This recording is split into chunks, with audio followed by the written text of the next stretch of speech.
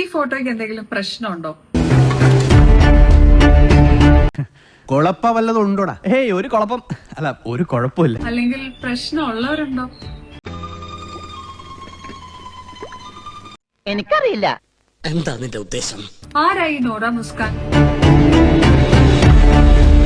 Nora, this video is for you. ആയിക്കോട്ടെ, ഇന്ന് നമുക്ക് ഇവിടെ തന്നെ കൂടാ. എല്ലാം അറിഞ്ഞിട്ട് തന്നെ കാര്യം.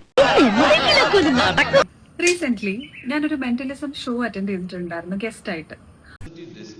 അതുകൊണ്ട് ഇപ്പൊ എന്താ താൻ എന്താ ഈ വളഞ്ഞു കൊണ്ടുവരണേ? പറയടോ. അതില് ബിഗ് ബോസിലെ കുറച്ച് കോക്കട്ടസ്റ്റൻസും ഉണ്ടായിരുന്നു. Very interesting. എന്നിട്ട് ഞങ്ങൾ ഷോ എല്ലാം കഴിഞ്ഞിട്ട് കുറെ നാളുകൾക്ക് ശേഷം കണ്ട എന്റെ വിശേഷങ്ങളൊക്കെ പറഞ്ഞു നിൽക്കുമ്പോ അതില് റെനയും ആദിലയൊക്കെ വ്ലോഗ് എടുക്കുന്നുണ്ടായിരുന്നു. എന്നിട്ട് പിന്നീട് എന്ത് സംഭവിച്ചു? നിനക്കിപ്പോ പ്രശ്നം എന്താണ്? ഈ വ്ലോഗ് പോസ്റ്റ് ചെയ്ത് കഴിഞ്ഞപ്പോഴത്തേക്കും അതിലൊരു ഫ്രെയിമില് ഞാനും ആദിലയും കൂടെ ഒരു ഫ്രെയിമില് വരുന്നൊരു സംഭവം ഉണ്ട് ആ പോസ്റ്റിനകത്ത്. ഇത് പ്രശ്നമാവും. ഇപ്പൊ ഇവിടുത്തെ പ്രശ്നം അതൊന്നും അല്ലല്ലോ. അത് പോസ്റ്റ് ചെയ്ത് കഴിഞ്ഞപ്പോഴത്തേക്കും എനിക്ക് കുറെ മെസ്സേജസ് വരാൻ തുടങ്ങി. ഞങ്ങളെ ഒരേ ഫ്രെയിമില് കണ്ടതിന്റെ ബേസിസിലുള്ള മെസ്സേജസ് ആണ്. എന്തോ എവിടെയോ ഒരുങ്ങുന്നുണ്ട്. ഇത് കഴിഞ്ഞപ്പോ ഞാൻ ആദിലെ വിളിച്ചു. അപ്പൊ എന്റെ കയ്യില് ഫിനാലയുടെ സമയത്ത് ഞങ്ങള് ക്യാരവാനിൽ വെച്ച് ഒരുമിച്ച് എടുത്തൊരു ഫോട്ടോ ഉണ്ടായിരുന്നു. എന്നിട്ട് അത് പോസ്റ്റ് ചെയ്യുന്ന കാര്യം ചോദിച്ചപ്പോഴത്തേക്കും കൊളാബാറ്റിടത്തിലെന്നും ആദില ചോദിച്ച് അങ്ങനെ ഞങ്ങൾ പരസ്പര സമ്മതത്തോടു കൂടി തന്നെ ആ ഫോട്ടോ പോസ്റ്റ് ചെയ്യാറുണ്ട്. എങ്ങനെയുണ്ട്? ഉജ്ജ്വലം, ഗംഭീരം. സത്യം പറ, ഇവിടെ എന്താ നടക്കുന്നത്? എനിക്ക് ആലോചിച്ചിട്ട് എത്തുമ്പോഴും കിട്ടണല്ല. സോ ആ പോസ്റ്റിന്റെ താഴെ ഞാൻ ആ കമന്റ്സിനെ ഈ മാവിന്റെ മുകളിൽ വളരാൻ ശ്രമിക്കുന്ന എത്തിക്കണ്ണികളില്ലേ അതുപോലെ കാണുന്നുള്ളൂ. എന്തോ കുത്തി പറയുന്ന പോലെ എനിക്ക് ഫീൽ ചെയ്യുന്നുണ്ട് കേട്ടോ. ഇനിയാണ് കളി. ഇനിയാണ് ബാപ്പു കളി വരാൻ പോകുന്നത്. കുറെ കമന്റ്സ് ഉണ്ടായിരുന്നു. ലൈക്ക് ലേശം ഉളുപ്പ്, ഈ പോസ്റ്റ് മോൻ കണ്ടാ പ്രശ്നമില്ലേ, ഫോട്ടോ കൊളാബ് മാത്രമേ ഉള്ളൂ, വീട്ടിൽ കയറ്റാൻ പറ്റത്തില്ലേ, അങ്ങനെയൊക്കെ കുറെ കമന്റ്സ് ഉണ്ടായിരുന്നു. ഷാജി കേട്ടാ, ഇവിടെ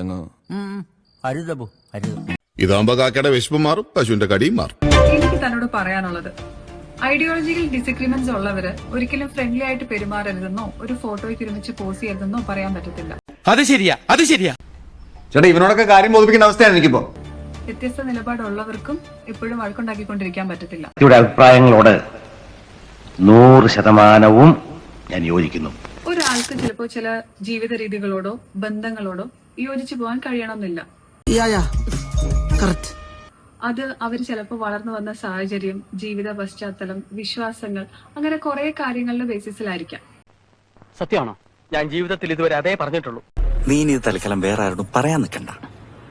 എനിക്ക് പറയാനുള്ളത് മുഴുവൻ പറഞ്ഞിട്ടേ ഞാൻ ഓരോരുത്തർക്കും അവരുടെ പേഴ്സണൽ സ്പേസ് എങ്ങനെ വേണമെന്ന് നിശ്ചയിക്കാനുള്ള വ്യക്തി സ്വാതന്ത്ര്യം ഇല്ലേ? അവന്റെ കണ്ണിൽ എന്തോ തീക്ഷ്ണതയോടെ കത്തുന്നു. അവന്റെ വാക്കിന് സൂചിവിനയുടെ മൂർച്ച. എനിക്ക് ആദിലെടുത്തോ നൂറെടുത്തോ വ്യക്തിപരമായിട്ട് യാതൊരു പ്രശ്നമില്ല. വേണ്ട, നിന്റെ ഈ പടക്കം പൊട്ടിക്കലുണ്ടല്ലോ, അത് എന്നോട് വേണ്ട. നിന്നെ എനിക്ക് അറിഞ്ഞുകൂടാ. കാരണം ഹ്യൂമൻ ബീങ്സ് എന്നുള്ള രീതിയിൽ ഞാൻ അവരെ കംപ്ലീറ്റ്ലി റെസ്പെക്ട് ചെയ്യുന്നു. അങ്ങനെ പറയണ ആളല്ലല്ലോ കുമാരേട്ടൻ. ഞാനിപ്പോ പഴയ പോലെ അല്ല, വഴക്കും വക്കാണൊക്കെ അടുത്ത്. ഇപ്പൊ എല്ലാരോടും ഭയങ്കര സ്നേഹ. ഒരാൾക്ക് മറ്റൊരാളോട് സംസാരിക്കാം, ഫ്രണ്ട്ലി ആയിട്ട് പെരുമാറാം, ഒരുമിച്ച് ഫോട്ടോ എടുക്കാം, ഒരേ വേദി പങ്കിടാം. വെരി അല്ല, മനസ്സിലായില്ല. പിന്നെ അത് കഴിഞ്ഞിട്ടുള്ള വ്ളോഗിൽ ഒരുമിച്ച് തല കാണിക്കാം, എല്ലാം ചെയ്യാം. അയ്യോ, സമ്മതിച്ചു സാറേ. എന്നുവെച്ചാൽ ആദിലെടുത്ത് ഞാൻ ഒരുമിച്ച് ഒരു ഫോട്ടോ എടുത്തു വെച്ചാൽ അതിന്റെ അർത്ഥം എന്റെ നിലപാട് ഞാൻ മാറ്റിയെന്നല്ല. ഞാനങ്ങ് ഭയന്നു പോയി. ഇത്രയുള്ള കാര്യം. സോ നൂറ, എനിക്കും ആദിലേക്കും ഇല്ലാത്ത പ്രശ്നം തനിക്ക് ഈ കാര്യത്തിൽ വേണ്ട.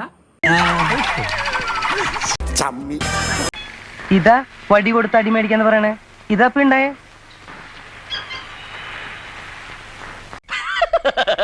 തൽക്കാലം ഇത്രയും മതി. വരട്ടെ.